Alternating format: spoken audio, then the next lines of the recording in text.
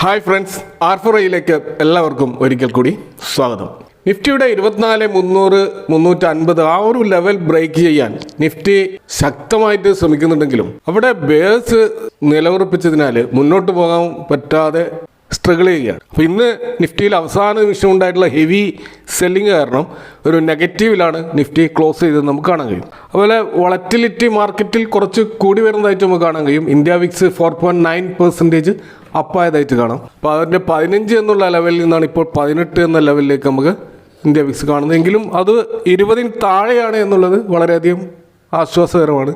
അപ്പോൾ ആ വോളറ്റിലിറ്റി അത്ര മാരകമല്ല എന്ന് നമുക്ക് കാണാൻ കഴിയും. അപ്പോൾ നിലവിൽ FIIസിൻ്റെ ബൈങ് കാരണം ഒരു ബുള്ളിഷ് ട്രെൻഡിൽ നിൽക്കുന്ന മാർക്കറ്റാണ് യഥാർത്ഥത്തിലുള്ളത്. മാർക്കറ്റ് മൂഡ് സൂചിപ്പിക്കുന്നതും ആ ഒരു ബുള്ളിഷ് ഒരു ഗ്രീഡി സോണിലാണ് മാർക്കറ്റ് നിൽക്കുന്നത് എന്നാണ്. ഇന്ന് നമ്മൾ കാണുന്നത് ബ്രോഡ് മാർക്കറ്റ് ഇൻഡെക്സുകളെല്ലാം നെഗറ്റീവിലാണ് ക്ലോസ് ചെയ്തത്. എന്നാൽ സെക്ടർ വൈസ് നോക്കുകയാണെങ്കിൽ അവിടെ റിയാലിറ്റി ഇൻഡെക്സിൽ 2% ഒരു അപ്സൈഡ് മൂവ് കാണാൻ കഴിയും. അപ്പോൾ റിയാലിറ്റി ഇൻഡെക്സിലുള്ള പ്രധാനപ്പെട്ട ഗോദ്രേജ് ഇൻഡസ്ട്രീസ് അതുപോലെ പ്രസ്റ്റീജ് എസ്റ്റേറ്റ് പോലെയുള്ള പല സ്റ്റോക്കുകളുടെയും റിസൾട്ടിന് മുമ്പെയാണ് ഈ ഒരു റാലി നമ്മൾ കാണുന്നത്.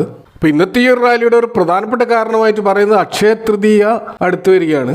അപ്പോൾ നമ്മൾ ഇന്ത്യൻ വിശ്വാസം അനുസരിച്ചിട്ട് ഈ അക്ഷയ തൃതീയ ദിനത്തിൽ ഗോൾഡും പ്രോപ്പർട്ടികളൊക്കെ വാങ്ങുന്ന ഒരു ട്രഡീഷൻ നിലവിലുണ്ട്. അതുകൊണ്ട് തന്നെ പല പ്രോപ്പർട്ടി വാങ്ങാൻ കാത്തു നിൽക്കുന്നവരും ആ ദിവസം കൂടുതലായിട്ട് വാങ്ങാൻ സാധ്യതയുണ്ട്. അതിൻ്റെ അടിസ്ഥാനത്തിൽ റിയൽറ്റി സ്റ്റോക്കുകളുടെ അവരുടെ പ്രൊഡക്റ്റുകളുടെ വമ്പിച്ച ഒരു വിൽപ്പന നടക്കാനുള്ള സാധ്യതയുമാണ് ഉള്ളത്. അതിൻ്റെ അടിസ്ഥാനത്തിലുള്ള ഒരു മൊമെൻ്റമാണ് ഇന്ന് നമ്മൾ മാർക്കറ്റിൽ കണ്ടത് എന്ന് നമുക്ക് വേണമെങ്കിൽ മനസ്സിലാക്കാൻ കഴിയും.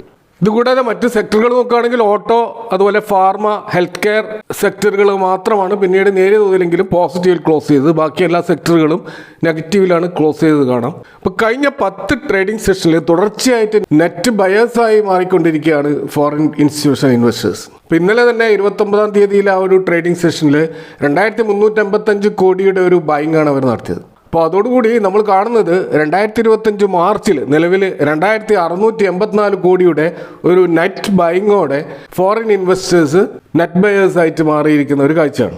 മറ്റൊരു ഇൻട്രസ്റ്റിംഗ് ആയിട്ടുള്ളൊരു കാര്യം എന്താണെന്ന് വെച്ചാൽ കഴിഞ്ഞ 3 ട്രേഡിംഗ് സെഷനിലും domestic institution investors net buyers ആയിരുന്നു. അപ്പോൾ ഫോറിൻ ഇൻവെസ്റ്റേഴ്സും ഡൊമസ്റ്റിക് ഇൻവെസ്റ്റേഴ്സും ഒരുപോലെ നെറ്റ് ബയേഴ്സ് ആകുന്നത് തീർച്ചയായിട്ടും മാർക്കറ്റിൽ ഒരു സ്റ്റെബിലിറ്റി ക്രിയേറ്റ് ചെയ്യാൻ അത് സഹായിച്ചേക്കും. ഇതുകൂടാതെ നമുക്കറിയാം പല പ്രമുഖ കമ്പനികളുടെയും റിസൾട്ടുകൾ വന്നുകൊണ്ടിരിക്കുകയാണ്. നല്ല റിസൾട്ട് വന്ന ചില ലാർജ് ക്യാപ് സ്റ്റോക്കുകൾ നോക്കുകയാണെങ്കിൽ അവിടെ Trent, Havells, TVS motors, Bajaj finance, Shriram finance, Bajaj finserv, Cholamandalam investment and finance, Adani energy solutions, Bajaj housing, Adani green, ICICI bank, Hindustan zinc പോലെയുള്ള ഈ സ്റ്റോക്കുകളിലൊക്കെ അതിൻ്റെ ഇയർ ഓൺ ഇയറിൽ ഒരു ഡബിൾ ഡിജിറ്റ് ഗ്രോത്ത് നമുക്ക് കാണാൻ കഴിയും. അപ്പോൾ തീർച്ചയായിട്ടും കമ്പനികളുടെ ഏർണിങ്സിൽ ഒരു വ്യത്യാസം വന്നുകൊണ്ടിരിക്കുന്നുണ്ട് എന്നതിൻ്റെ സൂചനയാണത്. കൂടാതെ തന്നെ നിഫ്റ്റി 50-ലെ പ്രമുഖമായിട്ടുള്ള 4 കമ്പനികളിലും മോശമല്ലാത്ത ഏർണിങ്സ് റിപ്പോർട്ടാണ് വന്നത്. ഇപ്പോൾ റിലയൻസ്, അതുപോലെ HDFC bank, HCL tech, UltraTech പോലെയുള്ള സ്റ്റോക്കുകളിൽ മോശമല്ലാത്ത റിസൾട്ടാണ് വന്നിട്ടുള്ളത്. ഇതുകൂടാതെ മാർക്കറ്റിൽ ഒരു പോസിറ്റീവ് ഔട്ട്ലുക്ക് ഉണ്ടാകാനുള്ള മറ്റൊരു പ്രധാനപ്പെട്ട കാരണമായിട്ട് ഇപ്പോൾ കാണുന്നത് ഇന്ത്യൻ റുപ്പി കൂടുതൽ ശക്തമാകുന്നു എന്നുള്ളതാണ്. ഇപ്പോൾ നമുക്ക് കാണാൻ കഴിയും ഇന്ത്യൻ റുപ്പി ഈ വർഷം പിറന്നതിന് ശേഷം അതിൻ്റെ ഏറ്റവും ഹൈ ആയിട്ടുള്ള ലെവലിൽ ഇപ്പോൾ എത്തിയിരിക്കുകയാണ്. അപ്പോൾ ഇന്ന് നമുക്ക് കാണുന്നത് 84.55 എന്നുള്ള ഡോളറുമായിട്ട് കമ്പയർ ചെയ്യുമ്പോഴുള്ള ഇന്ത്യൻ റുപ്പിയുടെ വാല്യൂ ആണ്. അപ്പോൾ ഈ ഒരു 84 ലെവലിൽ ഇതിന് മുമ്പ് വന്നത് ഡിസംബർ 20-നായിരുന്നു. 84.94 എന്നുള്ള ലെവൽ വരെ ഡിസംബർ 20-ന് എത്തിയതായിട്ട് നമുക്ക് കാണാം. അതിനുശേഷമാണ് റുപ്പി വീക്കാകാൻ തുടങ്ങിയത്. ഇപ്പോൾ കഴിഞ്ഞ ഫെബ്രുവരി മാസം നമ്മൾ കണ്ടതാണ് 87.99 എന്നുള്ള ഹൈ ഈ റുപ്പിയുടെ വാല്യൂ ഡോളറിനെതിരെ നമ്മൾ കണ്ടതാണ്. അപ്പോൾ ആ ഒരു ലെവലിൽ നിന്നാണ് ഇപ്പോൾ കൂടുതൽ ശക്തി പ്രാപിച്ചുകൊണ്ട് 84 എന്നുള്ള ലെവലിലേക്ക് ഇപ്പോൾ റുപ്പി എത്തിയിട്ടുള്ളത്. അപ്പോൾ നിലവിൽ ഇന്ത്യ പാക് യുദ്ധത്തിൻ്റെ ആ ഒരു ടെൻഷനൊക്കെ നിലനിൽക്കുന്ന ഈ ഒരു അവസ്ഥയിൽ പോലും റുപ്പി ഇത്ര ശക്തമായി അതിൻ്റെ പ്രകടനം കാഴ്ചവെക്കുന്നത് തികച്ചും ആശ്വാസകരമായൊരു കാര്യമാണ്. അപ്പോൾ റുപ്പി ഈ രീതിയിൽ ശക്തി പ്രാപിക്കുന്നതിന് പിന്നിൽ FIIസിൻ്റെ ബൈങ്ങും ഒരു പ്രധാന ഘടകമാണ്. കൂടാതെ ഡോളർ ഇൻഡെക്സിൽ വന്നിട്ടുള്ള ഇടിവും ഒരു പ്രധാന ഘടകമാണ്. ഇത് കൂടാതെ നമ്മുടെ മാർക്കറ്റിൽ കാണുന്ന മറ്റൊരു പോസിറ്റീവായിട്ടൊരു ഘടകം എന്താണെന്ന് വെച്ചാൽ നിഫ്റ്റി 50 സ്റ്റോക്കുകളിലെ അതിൻ്റെ ഒരു വാല്യുവേഷൻ അതിൻ്റെ മീഡിയം PEയേക്കാൾ താഴെയാണ് ഇപ്പോഴും നമുക്ക് കാണാൻ കഴിയുന്നത്. ഇപ്പോൾ കഴിഞ്ഞ 5 വർഷത്തെ ഒരു മീഡിയം PE നിഫ്റ്റി 50 ഇൻഡെക്സിൻ്റെത് 22.6 ആണ്. നിഫ്റ്റി 50യുടെ ഇപ്പോഴത്തെ PE കാണുന്നത് 21.9 ആണ്. അപ്പോൾ തീർച്ചയായിട്ടും FIIs കൂടുതലായിട്ട് ലാർജ് ക്യാപ് സ്റ്റോക്കുകളിൽ ബൈങ് നടത്തുന്നതിൻ്റെ ഒരു ഘടകം ഇതാണ്. എന്നാൽ നമ്മൾ മിഡ് ക്യാപ് സെഗ്മെൻറ്റിലേക്ക് നോക്കുകയാണെങ്കിൽ അവിടുത്തെ ഒരു 5 years മീഡിയം പി 28.8 പക്ഷേ മിഡ് ക്യാപ് ഇൻഡെക്സ് ഇപ്പോഴും 35.1 എന്നുള്ള ഒരു കറണ്ട് പി ഇയിലാണ് ട്രേഡ് ചെയ്യുന്നത്. അതുപോലെ നിഫ്റ്റി സ്മോൾ ക്യാപ് 250 നോക്കുകയാണെങ്കിൽ അവിടെയും നിലവിലിപ്പോൾ അതിൻ്റെ പി ഇ കാണുന്നത് 30.3 ആണ്. 5 yearsൻ്റെ medium P E small cap ഇൻഡെക്സിൻ്റെ 28.6 ഇങ്ങനെ നോക്കുമ്പോൾ മിഡ് ക്യാപ് സ്റ്റോക്കുകളെക്കാൾ വാല്യുവേഷൻ കുറച്ചുകൂടി ഓക്കെ ആയിട്ട് കാണുന്നത് സ്മോൾ ക്യാപ്പിലാണ്. അതുപോലെ തന്നെ മൈക്രോ ക്യാപ്പിലും വാല്യുവേഷൻ ഏകദേശം ലാർജ് ക്യാപ് സ്റ്റോക്കിൻ്റെ അതേ വാല്യുവേഷനിൽ ലഭ്യമാണ് എന്നുള്ളതും വളരെ ഇൻട്രസ്റ്റിംഗ് ആയിട്ടുള്ളൊരു കാര്യമാണ്. അപ്പോൾ മൈക്രോ ക്യാപ്പിൻ്റെ കഴിഞ്ഞ 5 yearsൻ്റെ ഒരു മീഡിയൻ പി ഇ എന്ന് പറയുന്നത് 29.9 ആണ്.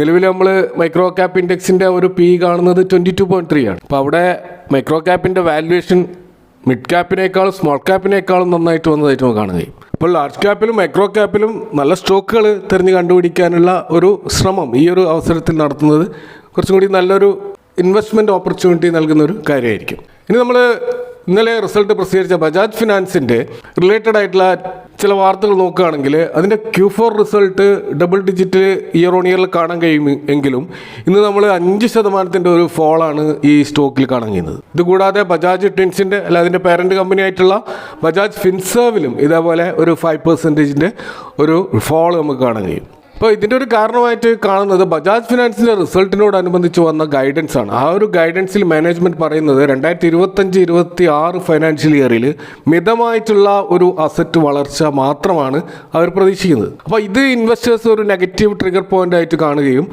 നല്ല തോതിൽ സെല് ചെയ്യുകയും ചെയ്തു. അപ്പോൾ അവിടെ അവരുടെ അസറ്റ് അണ്ടർ മാനേജ്മെൻറ്റിൻ്റെ ഒരു ഗ്രോത്ത് റിവൈസ് ചെയ്തിട്ട് ഇപ്പോൾ 24-25% ഒരു ഗ്രോത്താണ് അവർ പ്രൊജക്റ്റ് ചെയ്യുന്നത്. എന്നാൽ അവർ മുമ്പ് പ്രൊജക്റ്റ് ചെയ്തത് 25 മുതൽ 27% വരെ ഒരു പ്രൊജക്ഷൻ ഉണ്ടായിരുന്നു. അതുപോലെ റിട്ടേൺ ഓൺ ഈക്വിറ്റിയിൽ അവരുടെ ഒരു ഗൈഡൻസ് മുമ്പുണ്ടായിരുന്നത് 21% മുതൽ 23% വരെയാണ്. അതാണിപ്പോൾ അവർ റിവൈസ് ചെയ്ത് കുറച്ചുകൊണ്ട് 19 മുതൽ 20% വരെയുള്ള ഒരു റിട്ടേൺ ഓൺ ഈക്വിറ്റിയാണ് അവർ നെക്സ്റ്റ് ഫൈനാൻഷ്യൽ ഇയറിൽ പ്രതീക്ഷിക്കുന്നത് എന്നാണ് പറയുന്നത്. അപ്പോൾ ഇതിനുള്ള കാരണമായിട്ട് പറയുന്നത് ലോവർ ആയിട്ടുള്ള ഫീ ഇൻകമും അതേപോലെ ക്രെഡിറ്റ് കോസ്റ്റിൽ വന്നിട്ടുള്ള ആ ഒരു 1.85-1.95 എന്ന പെർസെൻറ്റേജ് റേഞ്ചിൽ ആയതുമാണ് ഈ ഒരു ഗൈഡൻസ് വെട്ടിച്ചെടുക്കാനുള്ള കാരണമായിട്ട് അവർ പറയുന്നത്. അപ്പോൾ ഇങ്ങനെയുള്ള ഒരു റിവൈസ്ഡ് ഗൈഡൻസ് കാരണം നിലവിലുള്ള സ്റ്റോക്ക് പ്രൈസ് ആ ഒരു ഗൈഡൻസിൻ്റെ ആ ഒരു കട്ടിങ്ങിൻ്റെ ഭാഗമായിട്ട് ഇപ്പോൾ കാണുന്ന വാല്യുവേഷൻ കുറച്ച് എക്സ്പെൻസീവായിട്ട് പല ഇൻവെസ്റ്റേഴ്സിന് ഫീൽ ചെയ്യുകയാണ്. അപ്പോൾ നിയർ ടേമിൽ വലിയൊരു അപ്സൈഡ് മൂവ് ഉണ്ടാവാൻ സാധ്യതയില്ലാത്തതുകൊണ്ട് നിലവിലുള്ള വാല്യുവേഷൻ ഹൈ ആയിട്ട് അവർ വിലയിരുത്തുന്നു. ഇപ്പോൾ നമ്മൾ സ്റ്റോക്കിൻ്റെ പി ഇ നോക്കുകയാണെങ്കിൽ 32.1 എന്നുള്ള പി ഇ ആണ്. ഇൻഡസ്ട്രി പി ഇ 20.8 മാത്രമേ ഉള്ളൂ. അപ്പോൾ തീർച്ചയായിട്ടും ആ ഒരു പി ഇയെ താഴോട്ട് കൊണ്ടുവരാനുള്ള ശ്രമമാണ് ഇവിടെ ഇപ്പോൾ ഈ സെല്ലിങ്ങിലൂടെ നടക്കുന്നതെന്ന് നമുക്ക് മനസ്സിലാക്കാൻ കഴിയും. അപ്പോൾ ഇതിൻ്റെ റിസൾട്ട് നമ്മൾ പരിശോധിച്ചാൽ year on year sales 23.6% jump ഉണ്ട്. അതേപോലെ പ്രോഫിറ്റിൽ 17.1% ജമ്പ് നമുക്ക് കാണാൻ കഴിയും. അതുപോലെ ക്വാർട്ടർ ഓൺ ക്വാർട്ടറിൽ പക്ഷേ 2.34%, ക്വാർട്ടർ ഓൺ ക്വാർട്ടർ പ്രോഫിറ്റിൽ 5.51% മാത്രമായിട്ടാണ് നമുക്ക് കാണാൻ കഴിയുന്നത്. അപ്പോൾ ഈ റിസൾട്ടിനോടനുബന്ധിച്ച് ഇവർ മറ്റൊരു കാര്യം കൂടി പറഞ്ഞിട്ടുള്ളത് ചില കോർപ്പറേറ്റ് ആക്ഷൻ പ്രഖ്യാപിച്ചിരിക്കുകയാണ്.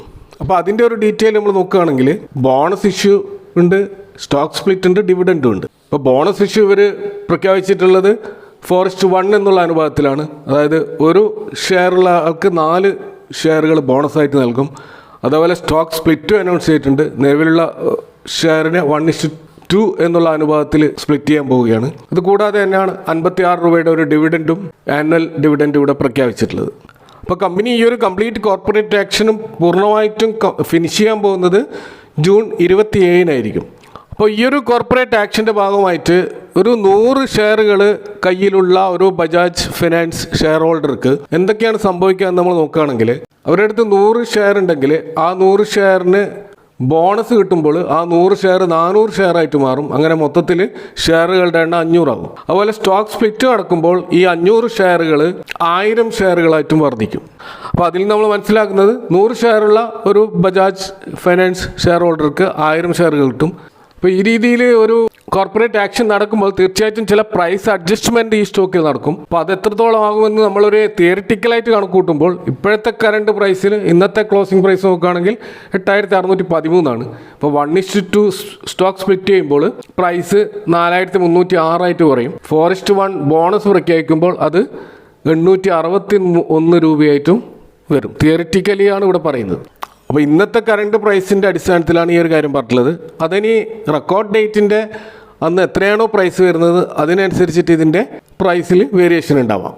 ഇനി നമ്മൾ ബജാജ് ഫിനാൻസ് ഈ ഒരു സാഹചര്യത്തിൽ നമ്മൾ വാങ്ങാമോ അതല്ലെങ്കിൽ സ്റ്റോക്ക് സ്പ്ലിറ്റിന് ശേഷം വാങ്ങിയാൽ മതിയോ തുടങ്ങിയ കാര്യങ്ങൾ നമ്മൾ നോക്കുകയാണെങ്കിൽ, ഇപ്പോൾ ടെക്നിക്കൽ ചാർട്ട് നമ്മൾ നോക്കിക്കഴിഞ്ഞാൽ കാണുന്നത് ഇതിൻ്റെ നിലവിലുള്ള ആ ഒരു ഇന്നത്തെ ഡ്രോപ്പ് കാരണം ഇത് ചിലപ്പോൾ 8250 8300 ലെവലുകളെ വരാനുള്ള ഒരു സാധ്യതയുണ്ട്. അപ്പോൾ ആ ഒരു സമയം യഥാർത്ഥത്തിൽ ഒരു റീ എൻ്റർ ചെയ്യാനുള്ള ഒരു സമയമായിട്ട് അല്ലെങ്കിൽ ഒരു അക്യുമുലേറ്റ് ചെയ്യാനുള്ള ഒരു സമയമായിട്ട് നമുക്ക് കണക്കാക്കാൻ പറ്റും. അപ്പോൾ അതിനുശേഷം ഇതിൻ്റെ ഒരു റണ്ണപ്പ് പോകാനുള്ള മാക്സിമം സാധ്യത 9600 എന്നുള്ള പ്രൈസ് വരെയാണ്. അതായത് ഇതിൻ്റെ പ്രീവിയസ് ഹൈ ആണ്. അപ്പോൾ അവിടത്തേക്ക് പോകാനുള്ള ഒരു സാധ്യത ഈ സ്റ്റോക്കിലുണ്ട് താനും. അപ്പോൾ ഇതിൻ്റെ ഒരു പ്രൈസ് എത്രത്തോളം ഈ പറയുന്ന ലെവലുകളിലേക്ക് വരുന്നുണ്ട് എന്നതിൻ്റെ അടിസ്ഥാനത്തിൽ നമ്മൾ ബൈങ്ങിനെ കുറിച്ച് ആലോചിക്കാവുന്നതാണ്. അപ്പോൾ ഇതൊക്കെയാണ് ബജാജ് ഫിനാൻസ് സ്റ്റോക്കുമായി ബന്ധപ്പെട്ട് പറയാനുള്ളത്. അപ്പോൾ ഈ വിഷയവുമായി ബന്ധപ്പെട്ടുള്ള നിങ്ങളുടെ അഭിപ്രായങ്ങളും കമൻറ്റുകളും അറിയിക്കുക. Thank for watching. See you next time with another video.